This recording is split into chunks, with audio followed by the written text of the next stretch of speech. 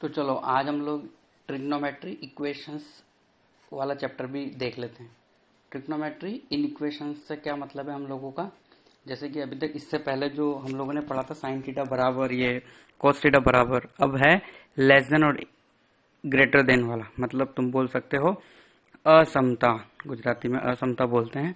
तो उसको ट्रिग्नोमेट्री असमता को कैसे हम लोग सॉल्व कर सकते हैं उसके बारे में अभी हम लोग पढ़ेंगे।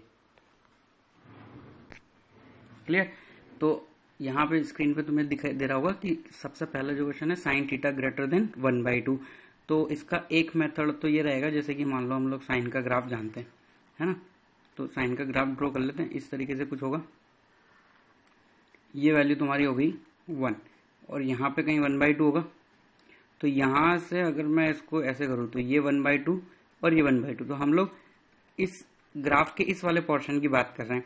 तो अगर इस वाले पोर्शन की अगर हम लोग बात कर रहे हैं साइन के लिए, तो यहाँ से यहाँ तक की जो वैल्यू है, ये वाली तो जो वैल्यू रहती है इधर से लेकर अगर मैं इधर की बात करूँ तो ये वाली वैल्यू तो होती है π/6 और यही वाली जो वैल्यू है ये कितनी हो जाती है तुम्हारी 5π/6। तो अगर साइन थीटा ग्रेटर देन 1/2 है तो थीटा की जो वैल्यू है वो कहाँ से कहाँ तक होनी चाहिए, π/6 से 5π/6। अब देखो ये तो हो गया तुम्हारा 0 से 2π इंटरवल के अंदर, बट साइन एक्स का ग्राफ तो कंटिन्यू ऐसे ही जाता ही रहेगा। तो बाकी की सब वैल्यूज कैसे आएगी, तो बाकी की सब वैल्यू जनरल आंसर बनाने के लिए हमें क्या करना है, बस लेफ्ट हैंड साइड और राइट हैंड साइड दोनों तरफ 2nπ ऐड करना है। तो हमारा आंसर हो गया 2nπ प्लस π/6 से बड़ा है थीटा और छोटा है 2nπ प्लस 5π/6। अब है ना, ये जो n है क्लियरली, ये जो n है वो n की जो वैल्यू है वो क्या है भाई z, मतलब तुम 0 रखोगे तो जो आंसर ऊपर वाली स्टेप में लिखा हुआ है वो आ जाएगा, 1 रखोगे तो अलग आंसर आएगा। इसका मतलब हमें थीटा की वो सब वैल्यूज मिल जाएगी जिसके लिए साइन थीटा ग्रेटर देन क्या रहे 1/2।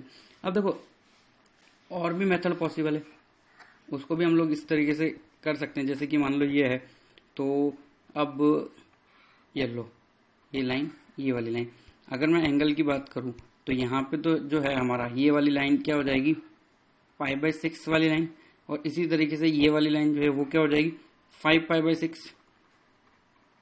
अब ये वाला जो है ये इंटरवल तो हम लोग ले चुके हैं।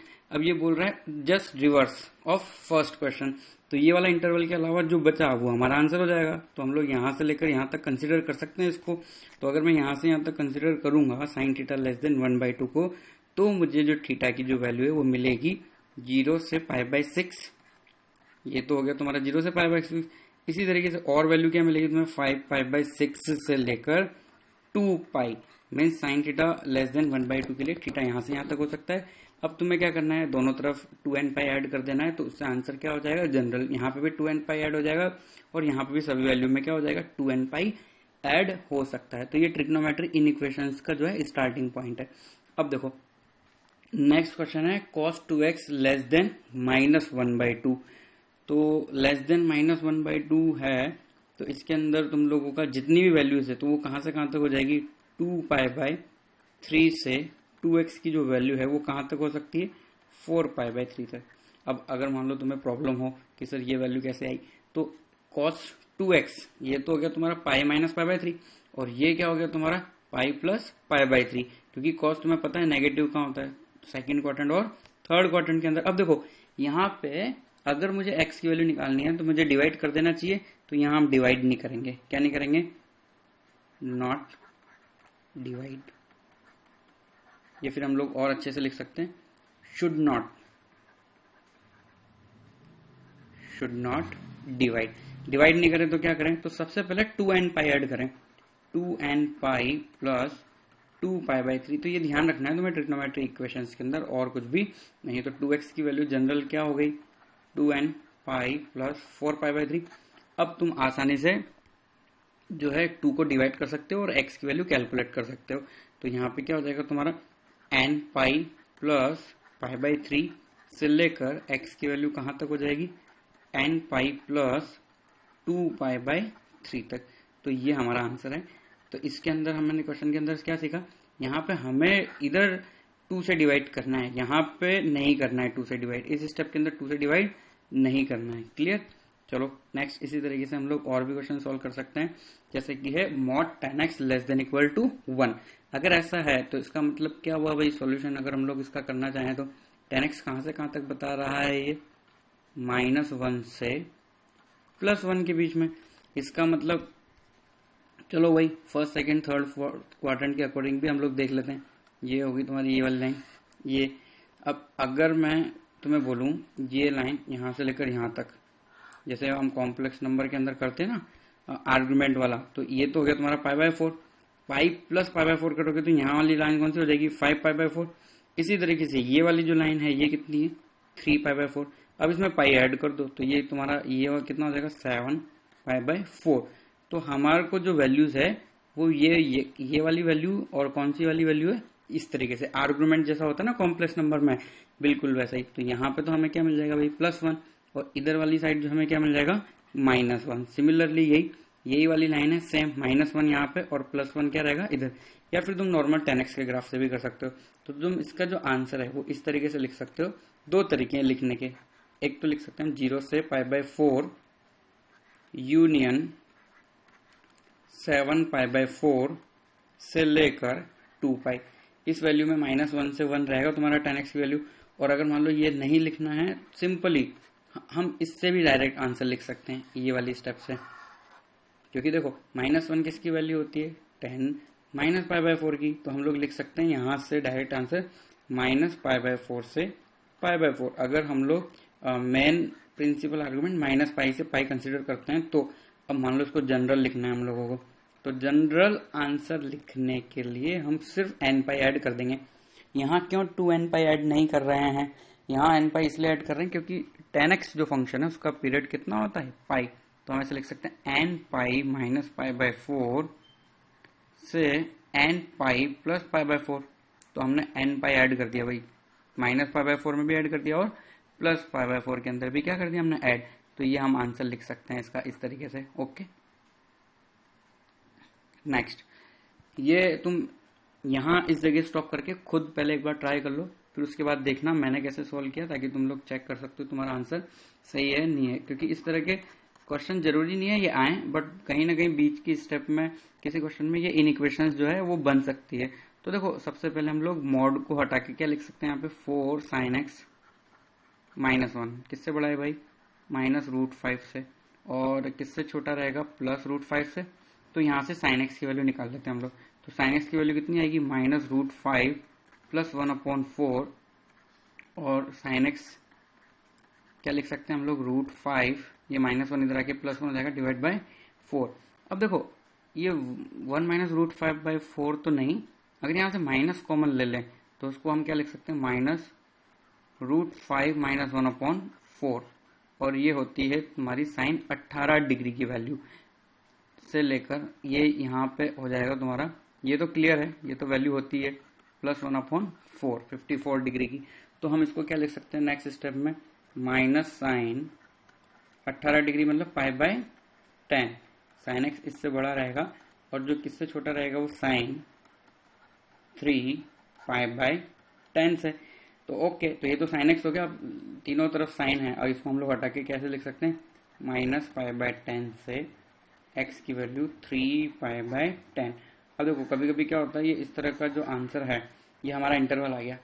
अब ऑप्शन में वो या तो ये डायरेक्ट दे देगा अगर सिंगल करेक्ट होगा तो, और मल्टीपल करेक्ट के अंदर वो इस इंटरवल के अंदर की अलग अलग वैल्यूज तुम्हें ऑप्शन के अंदर बना के दे सकता है।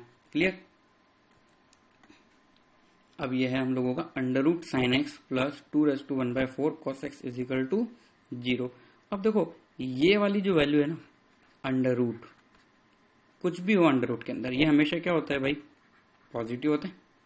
ओके, ये पॉजिटिव है, 2⁻⁴ ये तुम्हारा एक्सपोनेंशियल फंक्शन है, ये भी क्या होगा, पॉजिटिव। तो इसका मतलब cos x को क्या होना पड़ेगा, नेगेटिव, मस्ट बी नेगेटिव। अगर ये cos x नेगेटिव नहीं होगा तो इसका और इसका एडिशन 0 कैसे हो रहा है भाई, पॉजिटिव माइनस नेगेटिव ही तो 0 हो सकता है। ओके, तो यहां से हम लोगों को एक बात पता लगी भाई कि cos x जो है वो किसी भी हालत में लेस देन क्या होना चाहिए, 0। ताकि अगर हम आगे सॉल्व करें तो इस बात का क्या ध्यान रखें भाई, आंसर के अंदर। ठीक है, तो ये स्टेप है हमारी। अब इस स्टेप के बाद हम लोग आगे क्या कर सकते हैं इसके अंदर। ठीक है, एक लेफ्ट में रहने देते हैं और एक राइट हैंड साइड में ले जाते हैं। तो under root sine x is equal to -2⁻1/4 cos x. Okay, अब यहाँ पे हमारे पास स्क्वायर करने के अलावा कुछ और ऑप्शन नहीं है। हालांकि स्क्वायर करे बिना सॉल्व करना चाहिए हमें, ताकि एक्स्ट्रा आंसर ना आए। अब हम यहाँ स्क्वायर कर रहे हैं तो हमें एक्स्ट्रा आंसर अगर आ जाता है तो उसको लास्ट में चेक कर लेना है। तो यहाँ पे स्क्वायर करेंगे तो क्या हो जाएगा तुम्हारा sine x is equal to 2⁻1/2 और इधर हो जाएगा कॉस स्क्वायर एक्स। तो ये जो इक्वेशन है, अब ये साइन भी है इस इक्वेशन के अंदर, कॉस भी है, तो इसको या तो सिर्फ साइन या कॉस में कन्वर्ट कर लेते हैं। तो इसको कैसे लिख देते हैं हम लोग, sine x is equal to √2 minus sine square x, ऐसा लिख सकते हैं हम लोग। अब इसको और अच्छे से लिखेंगे तो क्या हो जाएगा, ये एक ट्रिग्नोमेट्री इक्वेशन बन जाएगी। किस तरीके से, √2 sine square x plus sine x minus √2 is equal to 0। अब इसके फैक्टर कर लो। फैक्टर करने के लिए जो बीच में साइन एक्स है उसको क्या लिखा जा सकता है भाई, 2 साइन एक्स माइनस एक्स। तो अगर इसके तुम फैक्टर करोगे तो ये आएगा तुम्हारा फैक्टर साइन एक्स, फैक्टर करके लिख रहा हूं मैं डायरेक्ट, प्लस √2, तुम ट्राई कर सकते हो अपने अकॉर्डिंग, √2 साइन एक्स। अवयव किए हम लोगों ने, क्या किया है, अवयव, -1 बराबर 0। अब देखो इसके अंदर है ना एक बात है भाई, ये वैल्यू तो 0 नहीं हो सकती। ये वैल्यू 0 होने के लिए साइन एक्स की वैल्यू कितनी होनी चाहिए, -√2, जो पॉसिबल ही नहीं है। तो ये सीधे के सीधे कहाँ चला जाएगा भाई, 0 में। तो हमारे पास बचा क्या बस, तो हमारे पास बचा बस sine x is equal to 1/√2। तो sine x is equal to 1/√2 से एक्स की वैल्यू हम लोग लिख सकते हैं π/4, एंड क्या लिख सकते हैं भाई, 3π/4। अब देखो ये जो π/4 है ना, इसमें एक प्रॉब्लम है। क्या, अगर x इज इक्वल टू π/4 है तो यहाँ पे हम लोगों को एक बात ध्यान रखनी है, cos x क्या होना चाहिए, नेगेटिव, बट cos π/4 क्या रहेगा, पॉजिटिव। इसलिए हम इस वैल्यू को क्या कर देंगे, रिजेक्ट कर देंगे। तो यहाँ पे cos हमारा पॉजिटिव आ रहा है, जबकि हमें cos नेगेटिव रखना है, तो ही गिवन इक्वेशन सेटिस्फाई हो रही है। तो हमारा ये वाला आंसर जो है वो तो क्या हो गया, कैंसिल हो गया। तो हमें आंसर क्या बचा, बस 3π/4। तो 3π/4 के अकॉर्डिंग ही हमें अब आगे बढ़ना है कि x इज इक्वल टू 3π/4 हमारा आंसर है। अब इसको जनरल बनाना है, तो x इज इक्वल टू हम लोग क्या लिख सकते हैं, 2nπ प्लस 3π/4। ये 2nπ जो है ना, साइन और कॉस के केस में हमेशा हम लोग लिख सकते हैं, ये जनरल आंसर दे देता है। n इज इक्वल टू 0 पे 3π/4, n इज इक्वल टू 1 रखेंगे तो और भी वैल्यू मिलेगी, जिसके लिए गिवन इक्वेशन क्या रहेगी, satisfy. Clear. Next question, cos 2x greater than mod sin x। अब देखो mod sin x है तो इसके दो केस हो सकते हैं। केस 1 कि भाई हम लोग क्या कर लेते हैं, sin x को ग्रेटर देन इक्वल टू 0 मान लेते हैं।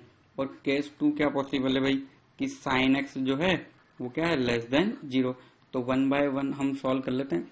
ओके, तो sin x अगर ग्रेटर देन 0 है तो इसके अकॉर्डिंग x की वैल्यू अगर मैं तुमसे बोलूँ तो क्या होगी, वो 0 से पाई के बीच में होगी, क्योंकि फर्स्ट और सेकंड क्वाड्रेंट में ही साइन क्या होता है, पॉजिटिव होता है। क्लियर। तो इस हिसाब से हम लोगों ने x की वैल्यू देख ली।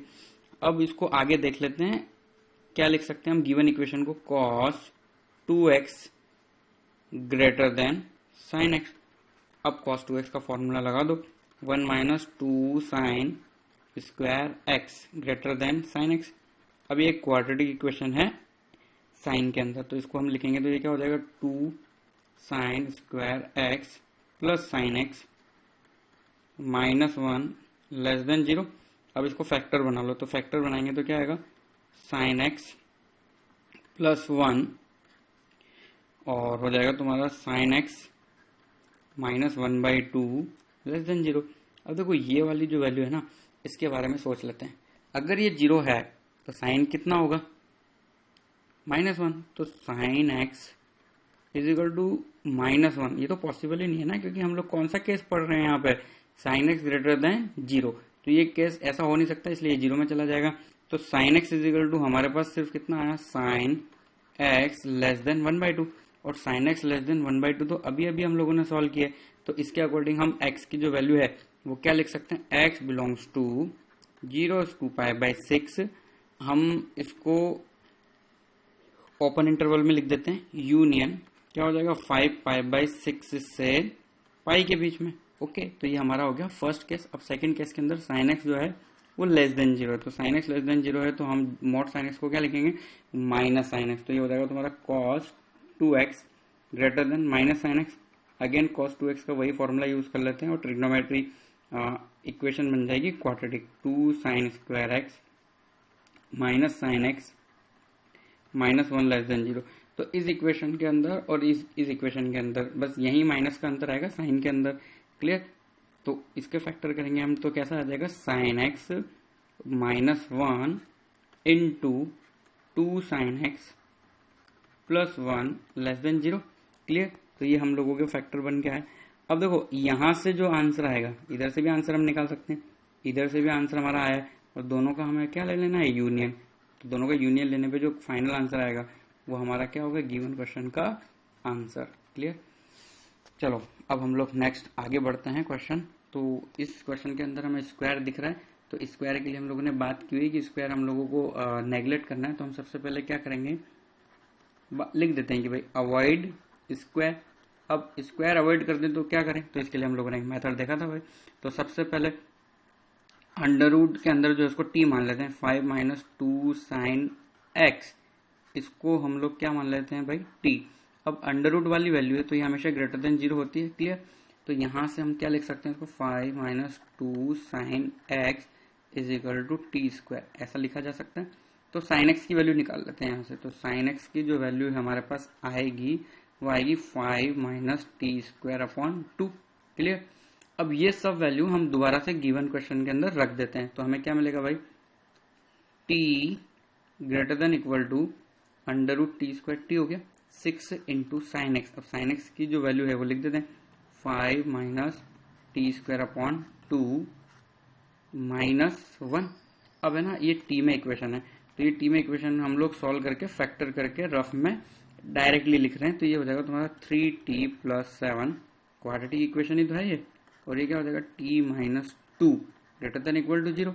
अब ये तुम्हारा आया ऐसा। अब नंबर लाइन का यूज करते हैं थोड़ा बहुत हम यहाँ पे। तो ये नंबर लाइन है, ये वैल्यू मान लेते हैं हम -7/3 है तुम्हारी, और यहाँ पे जो है वैल्यू वो कितनी होगी बोलो, 1/2। अब देखो t जो है वो हमें पता है कि भाई ग्रेटर देन इक्वल टू 0 है।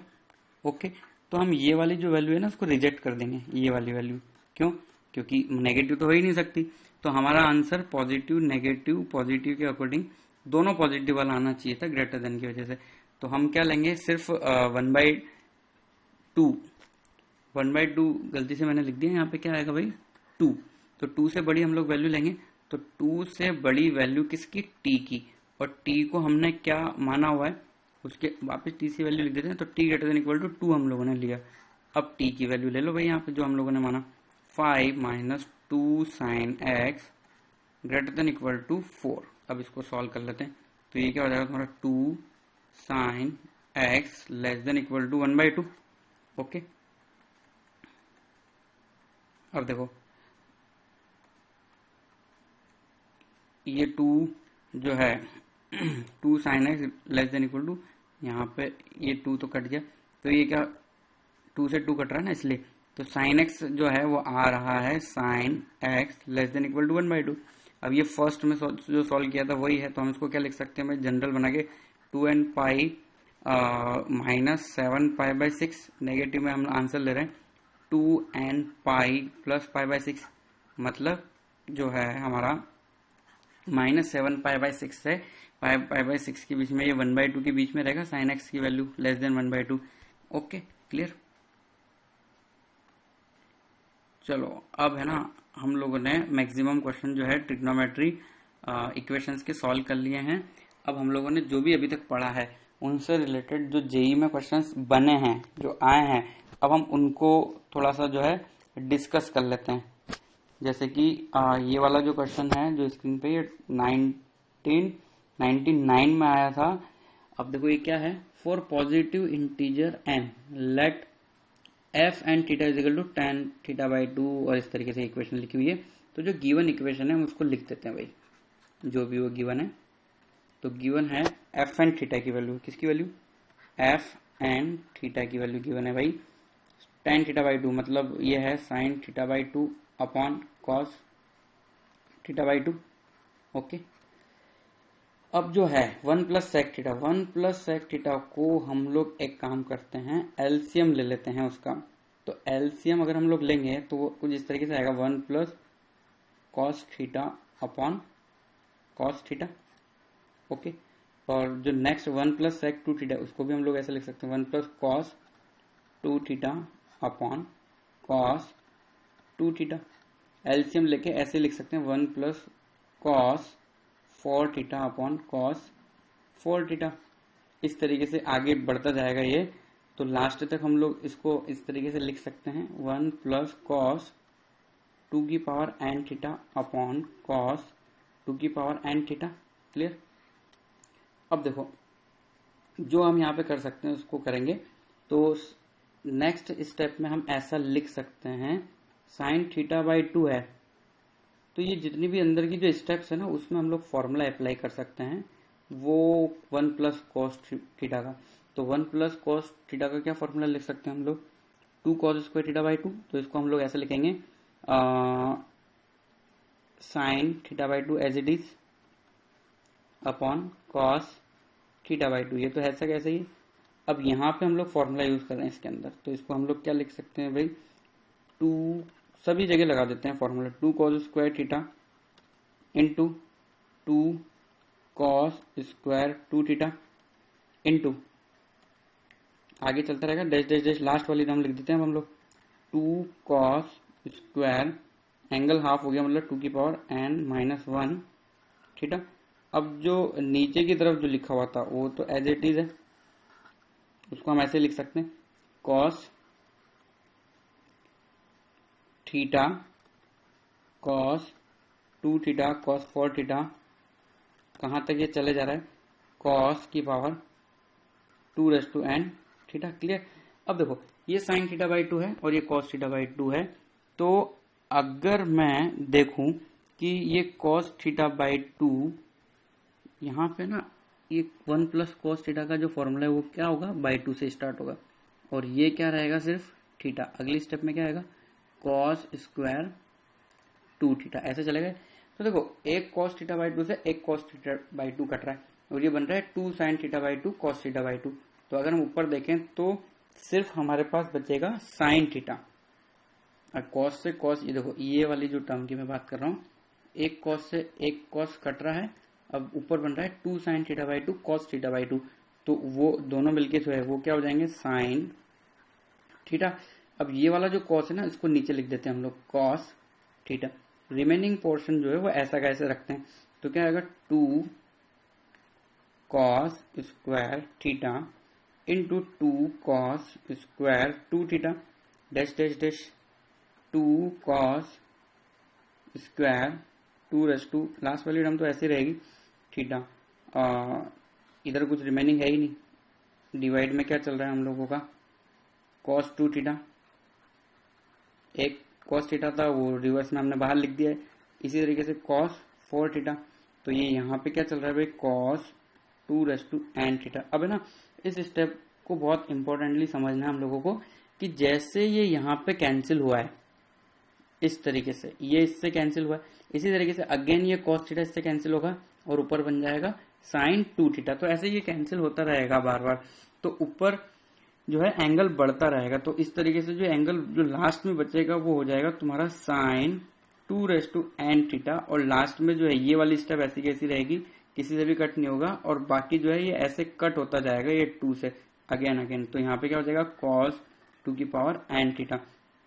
अब देखो sign theta upon cos theta क्या होता है, टेन थीटा, तो हम लोग क्या लिख सकते हैं, जो हमारा जो फंक्शन था उसने बोला था कि ये एफ एन थीटा है, क्या है, एफ एन थीटा, तो वो हमारा आ गया tan 2 raise to n theta.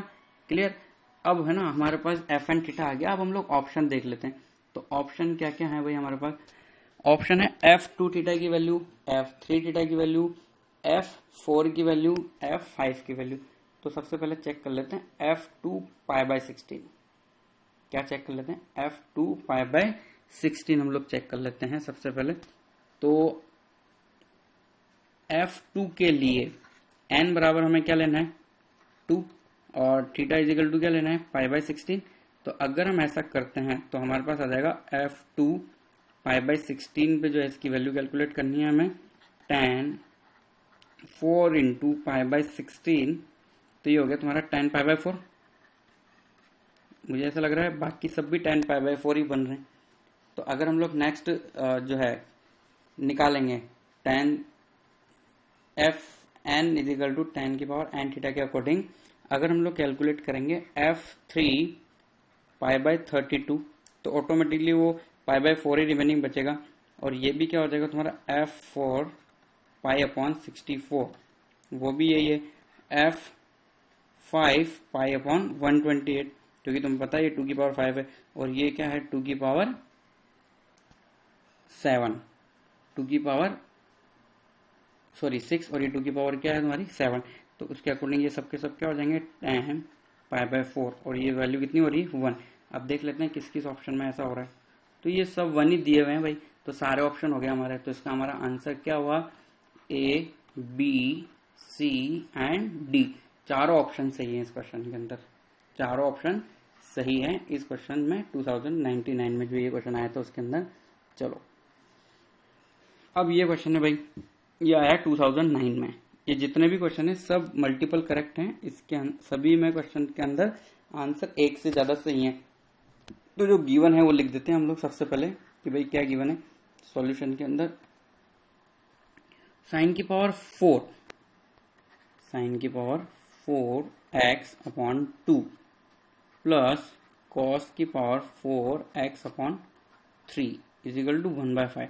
तो यहाँ पे हम एक काम कर सकते हैं, सबसे पहले क्या कर लेते हैं भाई, एलसीएम ले लेते हैं। तो अगर हम एलसीएम लेंगे तो हमारे पास आएगा 3 sine square of power 4x plus 2 cos की power 4x is equal to हम लिख सकते हैं 6 को उधर ले जाके 6/5। अब देखो ये तो है 2 और ये है 3, तो 3 को 2 + 1 लिख देते हैं। तो ये क्या हो जाएगा साइन की पावर 4x, ये हो गया तुम्हारा,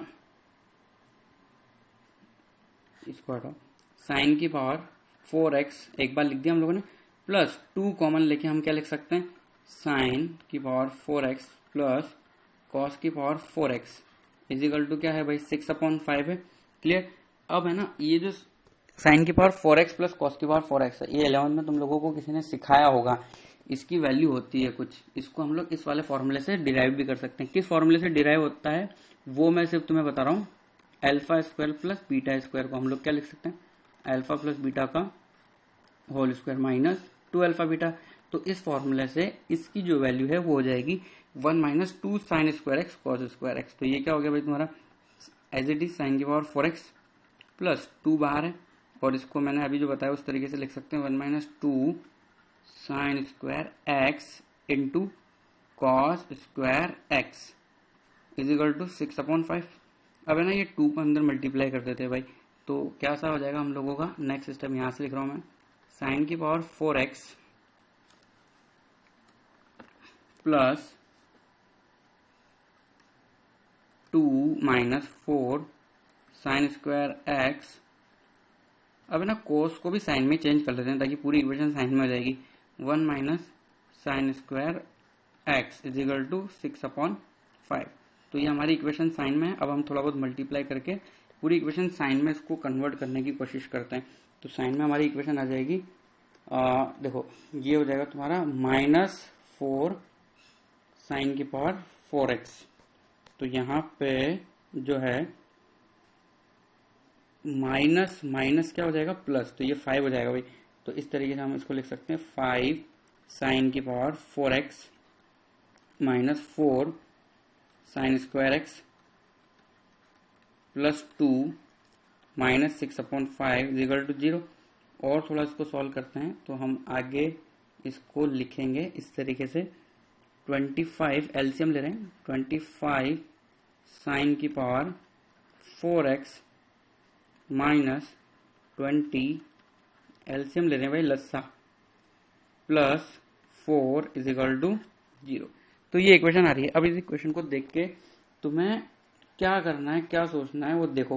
तो कहीं ना कहीं ये a - b का होल स्क्वायर जैसा फॉर्मूला कुछ नजर आ रहा है।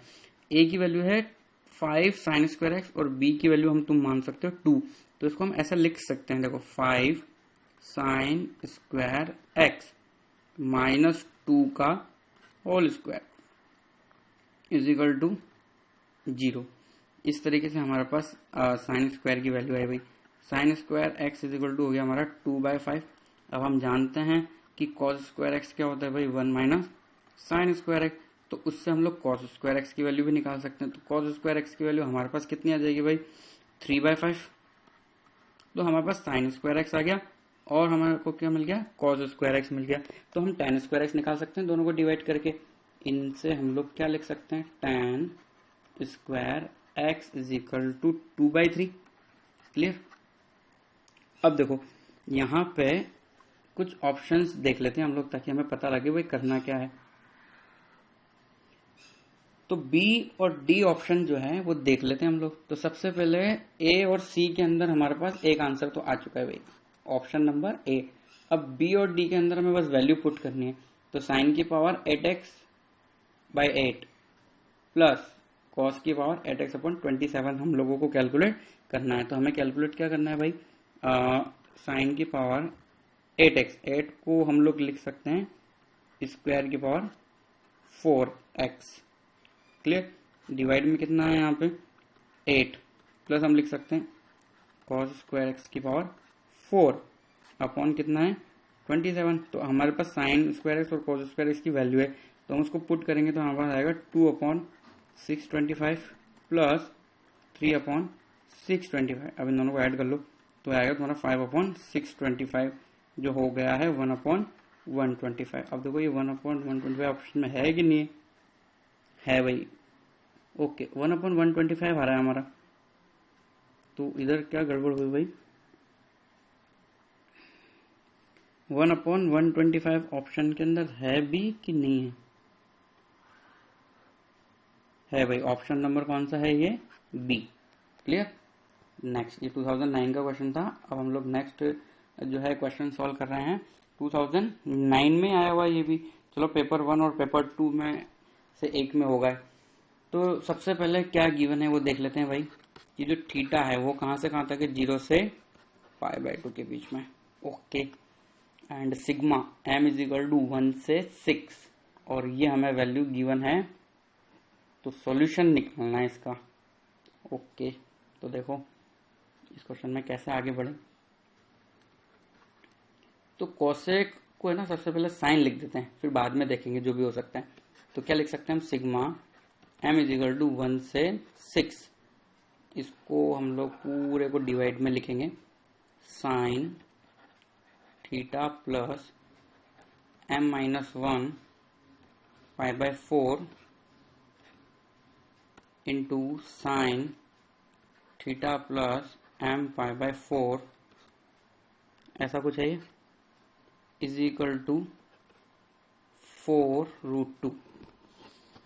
अब ये √2 जो है ना, इस √2 का कुछ अगर हम लोग इधर डिवाइड करेंगे इसको, यहाँ पे तो क्या है तुम्हारा, अभी तो कुछ भी नहीं है, 1 ही है। अभी ये √2 है नीचे डिवाइड हो जाएगा, मतलब हम यहाँ पे लिख सकते हैं इसको 1/√2 क्योंकि उधर मल्टीप्लाई हो रहा है। अब 1/√2 साइन में वैल्यू किसकी होती है, अगर हम उसको यूज करें तो क्या लिख सकते हैं भाई, sigma m is equal to 1 से 6 साइन π/4 डिवाइड में जो था वो वैसा का वैसे अभी भी है, इज इक्वल टू 4। क्लियर। अब है ना, अब हमें कुछ करना है भाई, ये π/4 को हमें क्या करना है, छेद जैसा अंश में बनाना है, जैसा डिनोमिनेटर में है वैसा न्यूमरेटर में बनाना है। तो theta plus m π/4, theta plus m-1 π/4। तो इसमें अगर हम प्लस और माइनस अगर कुछ लगाते हैं तो इससे हमारी कुछ बात बन सकती है।